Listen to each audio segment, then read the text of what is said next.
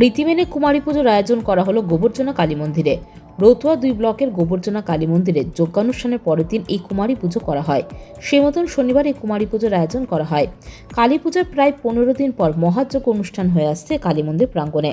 গতকাল থেকে চলছে যজ্ঞ অনুষ্ঠান। তবে কুমারী পুজোকে কেন্দ্র করে মানুষের সমাগম রয়েছে চোখে পড়ার মতো। রতুয়া 2 ব্লকের বিভিন্ন এলাকা থেকে মানুষ কুমারী পুজো দেখতে ভিড় জমিয়েছেন মন্দির প্রাঙ্গণে। এলাকারই কিশোরী আধিয়া মিশ্রকে কুমারী রূপে পুজো করা হলো। জাঁকজমকতার মধ্য দিয়ে চলছে পুজোর যাবতীয় কর্মসূচি।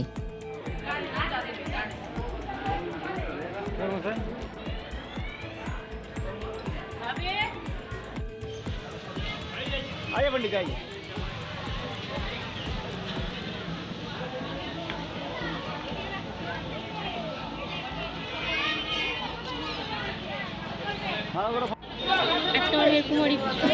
কোথায় হলো? এই যে কালী মন্দির, গোবর্জনা কালী মন্দির। কি নাম আপনার মেয়ে? কি আদ্যা মিশ্র। কবে জানতে পারলেন? কালকে জানতে পেরেছিলাম এবং আজকে সকালে পণ্ডিতজিকে নিমন্ত্রণ দিয়েছিল যে কুমারী পুজো হবে, আমরা 9টা থেকে। প্রতি বছরই পুজো হয় কুমারী পুজো? হ্যাঁ, প্রতি বছর কুমারী পুজো হয়।